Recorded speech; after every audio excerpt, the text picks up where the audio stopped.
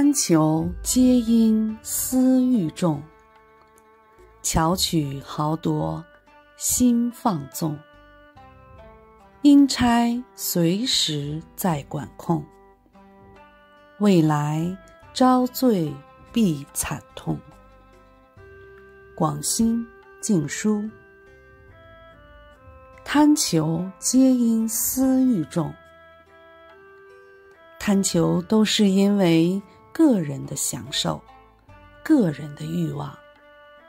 人总是希望东西多，还要再更多，这是凡夫众生的想念，不断聚集更多的欲望，希望越多越好，越多越好。人为什么要去贪求这些东西呢？因为看不清这些其实都是假象。我们在世间得到的东西，只是短暂借我们使用。你要知道，这个世间有来有去，有生有灭，有得有失，有善有恶，有生有死。一切万物皆为因缘所生，缘若到了，它就生；缘若尽了，它就消失。没有一样东西为我们真正所有，所以我们千万不可痴迷执着。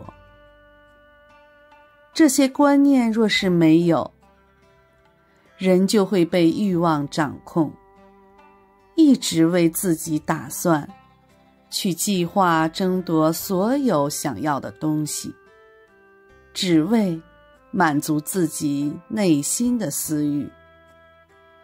无形中，我们的精神就会受到干扰，原本清净的心也会变得混浊。我们修行是为了什么呢？就是为了看破跟放下，这是修行最高的境界。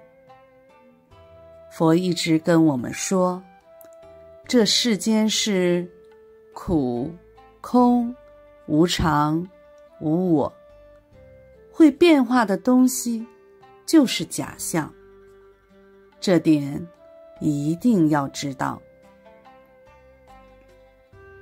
巧取豪夺心放纵，世人为了私欲的贪求，可以想方设法，用尽各种巧妙的手段去欺骗、夺取自己想要的东西。这就是将自己的心放纵了。他不明事理，不知因果，觉得做这些事无所谓，不知道世间原来有善恶报应。这就证明了众生善根浅薄，许多过去的祖师大德出家一次就成就了，从生死苦海当中解脱了。反观我们，为什么现在还在这个充满烦恼的世间这么可怜呢？这就是因为我们的心复杂，任由自己的心放纵，别人说什么我们就跟着附和，完全没有用道德理智来约束自己，没有控制自己的心。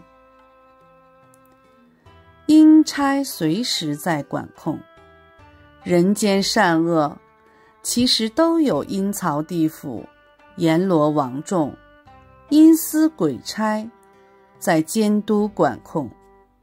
一般人因为看不见，所以不知道自己的所作所为，点点滴滴都在冥冥之中记录着，因此会放纵自己，纵欲行恶。未来遭罪必惨痛。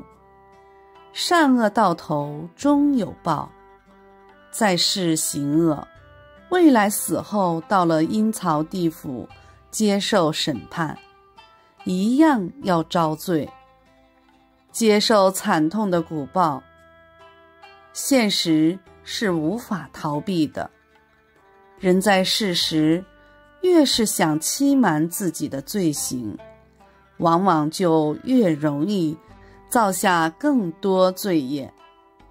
但是因果通三世，业报皆自招。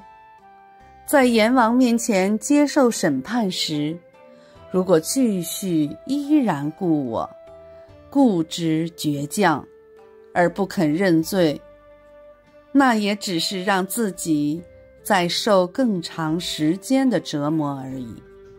所以人在世间时，就要时刻警惕自己，切勿放纵，才不会在因果的制裁下让自己落得凄惨的下场。万恶贪为首，因果的缜密固然令人惊怖，但人若不起恶心，又怎么会惧怕因果带来的报应呢？所以要让心不放纵，就是时时回光返照，自我反省，保持正面思考。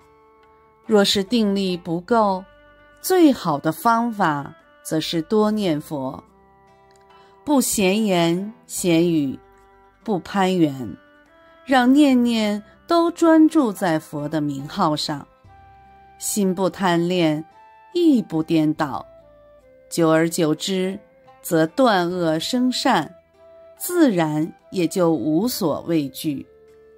这是最简单的方法。南无阿弥陀佛。